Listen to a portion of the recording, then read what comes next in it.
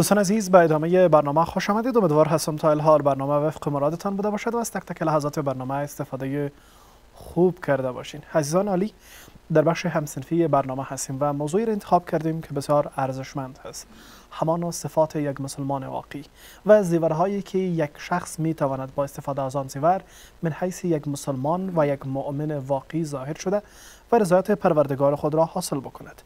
برای بحث در این مورد آقای محمدالله حسینی محصل و همچنان فعال اجتماعی را دعوت کردیم تا راجع به این موضوعات با آقای حسینی صحبت بکنیم. آقای حسینی، سلام، صبحتان بخیر و بسیار زود خوش آمدید. سلام علیکم و رحمت الله خدمت شما. صبح شما بخیر باشه. عرض سلام و حرمت دارم خدمت بیننده های عزیز. امیدوار هستم که یک صبح خوب و خوش را آغاز کرده باشند. علیکم السلام و روزگار در امان باشند. بسیار سپاس، ممنونتان. به امید صبح زیبای شما هم سلامت باشین. آقای حسینی، چقدر لازم و مهم هست تا ما و شما من حیث یک مسلمان واقعی زیورهای یک مسلمان واقعی و خصوصیات یک مسلمان واقعی را بدانیم؟ خیلی خوب. همیشه وقتی که ما آغاز به یک موضوع میکنیم در صحبتش باید علت شود بدانیم که چرا انتخاب شده و چرا مهم است. و خصوصا در جامعه ما و شما بحث مسلمان واقعی خیلی یک بحث مهم است. شاید سوال خلق شود که آیا مسلمان ها هم فرق میکنه یا نمیکنه؟ آیا در بین واقعی و غیر واقعی تقسیم میشه یا خیر؟ بله، تقسیم میشه. چرا مسلمان واقعی؟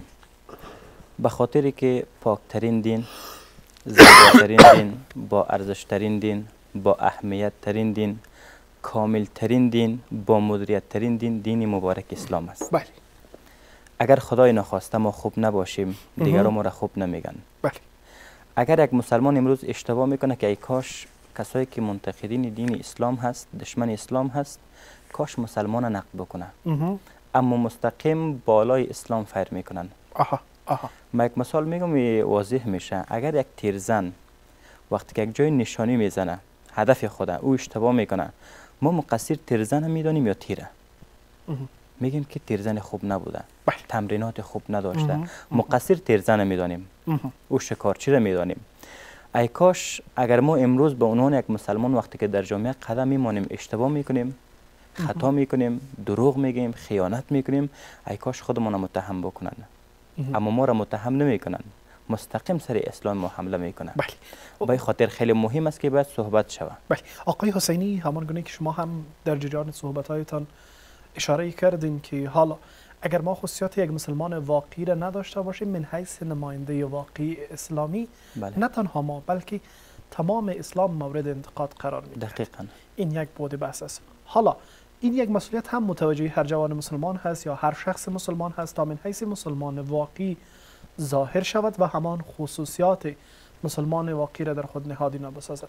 حالا به این به مفردات این خصوصیات بپردازیم. چی خصوصیات در کل باعث این میشه که ما من حیث یک مسلمان واقعی در جامعه مسئولیت خود را ادا بکنیم؟ دقیقاً. قبل از اینکه ما به خصوصیاتش میپردازم باید یک تعریف را داشته باشم که مسلمان واقعی چی میشه، چون غلط فهمیده شود. عالی است.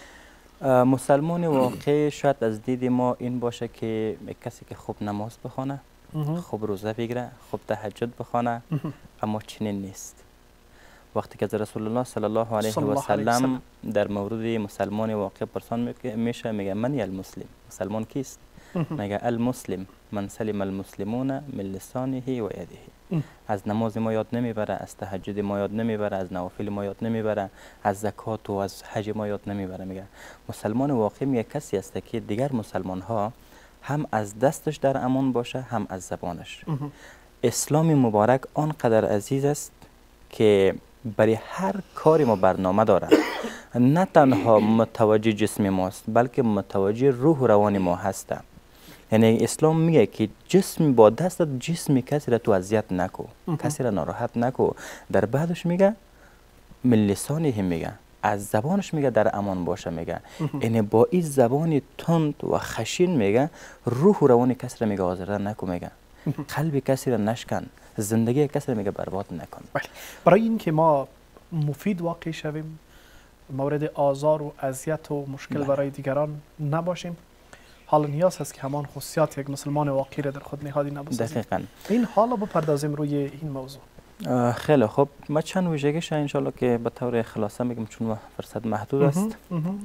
اولین ویژگی مسلمان واقعی میسته که صداقت و راستی هست. یعنی در هر کارش درستکاری را رعایت میکنه. برنامه زندگیش، خوردنش، نوشیدنش، قدمش، قلمش کلن راست است. اصلا دروغ نداره. اسلام مبارک در مسلمانی تو اشخاص آنقدر عمیق داخل شده که راستی و درستی و صداقت رأس تمام کارهایش قرار گرفته. در زندگیش الگو قرار میگیره برای دیگران با صداقت و راستگویش. ولی متاسفانه که امروز میبینیم در جامعه که ما زندگی میکنیم تا زمانی که دروغ باشه ما راست نمیگیم. یه خب معلوم دار است به همه کس. مشتری ما دروغگو هست، دکاندار ما دروغگو هست، راننده ما دروغگو هست. وقتی که من دروغگو میگم به استثنای انسانهای خوب و پاکدل، سلام ما برای اونها باشه. حدیث پیامبر صلی الله علیه و سلم است که میفرماید که میگه صداقت و درستی انسان به سوی خوبی میکشانه و این خوبی انسان به طرف بهشت میرسانه. بسیار عالی. و یک انسان آنقدر راست میگه که در نزد خدا از جمله صدیق نوشته میشه. بسیار عالی. خیلی مبارک است که در روز قیامت خدا ما را صدیق گفته صدا بکنه. بسیار عالی. مانند حضرت ابوبکر صدیق یک از خصوصیاتی که را بارز میته صدیق بودنش است. بسیار عالی. و همچون ادامه حدیث میفرماید اگه انسان وقتی که دروغ میگه این دروغ انسان به سوی بدی میکشانه، بدی انسان به طرف جهنم میرسانه. و یک انسان آنقدر دروغ میگه حتی یکتب عند الله کذابا میگه، در نزد خدا میگه از جمله کذابین و دروغگویان نوشته میشه. این خیلی بد است که انسان دروغگو مثلا معرفی شده پیش خدا. حتی یک شخص پیش رسول الله صلی الله علیه و سلم اومد گفت یا رسول الله آیا شخص خیانت میکنه؟ گفت امکان داره. گفت مثلا تجاوز میکنه؟ گفت امکان داره. اختلاس میکنه؟ امکان داره. غیبت میکنه؟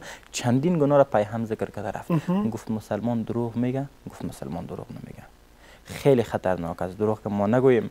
شاید ما در صداقت خود، در درستکاری خود، در اطراف و اکناف خود خیلی دوستای کم داشته باشیم ولی مطمئن باشین که بهترین ها را داریم.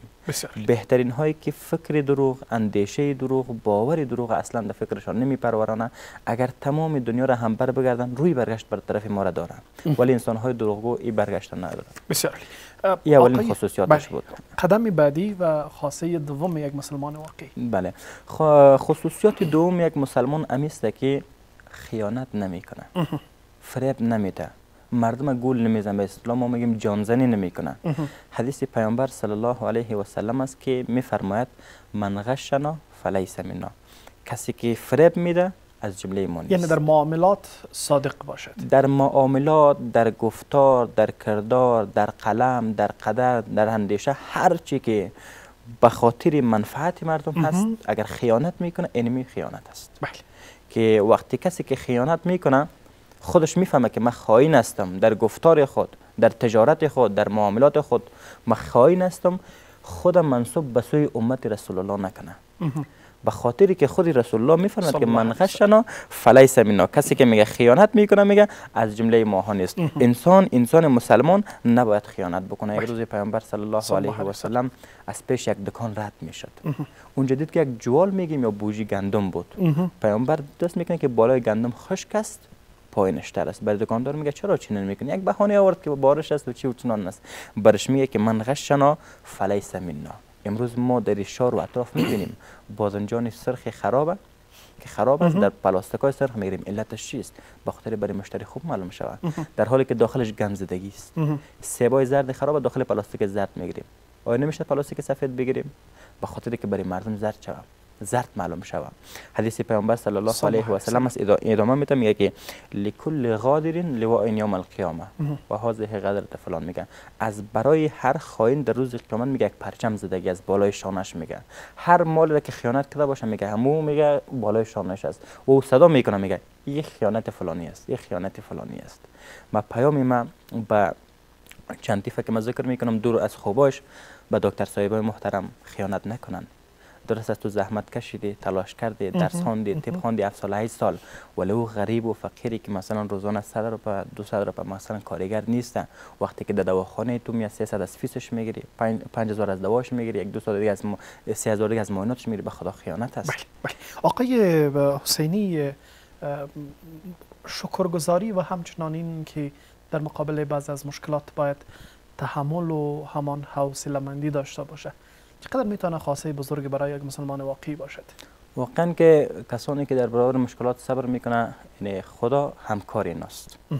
درست است که در زندگی هر انسان، هر جوان مشکلات هست، زندگی بدون مشکلات نیست، اما خدا میفرماید که ان الله مع الصابرین، خداوند به همراه صبر کننده ها است. ما باید در مقابل مشکلاتی که میاد زود تسلیم نشویم، بعد قوی تر شویم. درست است اگر شرایط تغییر میکنه، اگر مثلا جامعه تغییر میکنه، بعد خودمون ما با اون جامعه وفق بدیم.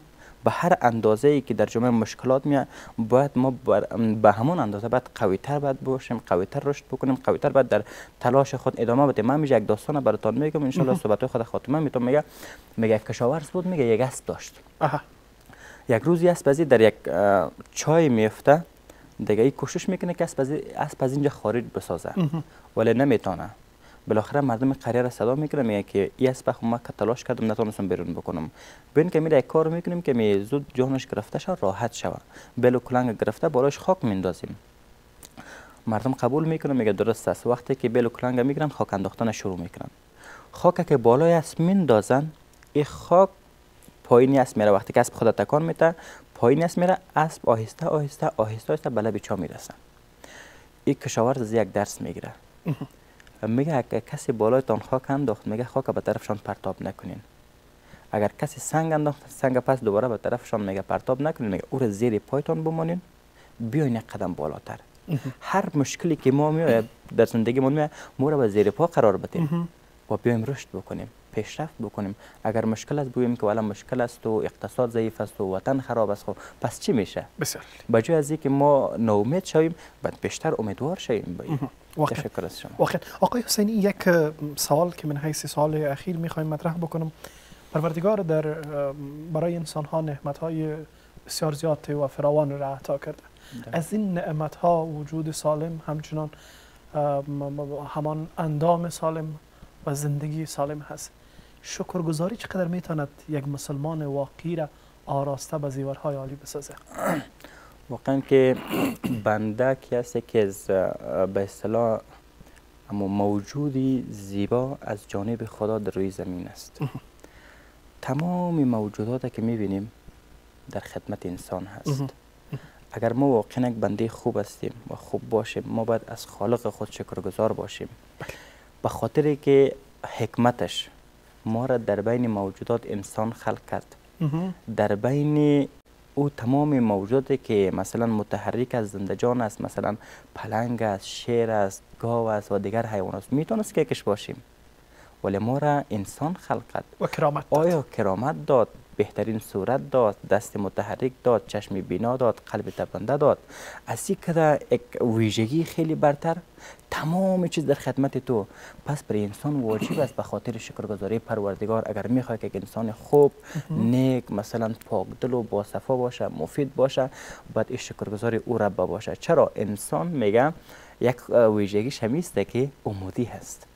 امیدی درست است به این معنا که به این شکل است، برخلاف اکثر موجودات. شما برای ما پیدا بکنین، تمام جهان بگردین، کدام حیوان، موجود، سنگ، هر چی پیدا میتونین که به شکل انسان باشه؟ نیست. درخت هست اما حرکت نداره. انسان نیست، نمیفهمه، چیزی بیجان هست. اما انسان است میگه که سرش بلند است به خاطر از اینکه دیگه تمام موجود سرش خم باشه در خدمت انسان، اما سر از این انسان خم شده در پیشگاه یک رب. بله. اظهار سپاس آقای حسینی، ممنونتان. تشکر. عجب نصیبتان که آمدین در برنامه و دعوت ما را پذیرفتید. خیلی خوش شدیم از دعوتتان. ممنون شما. ممنون از هموطنان عزیز نیست که تا الحال با ما بودن، برنامهشان را تماشا کردن و در تک تک برنامه و در هر قدم برنامه ما را هم قدمی کردن و یاری رساندن.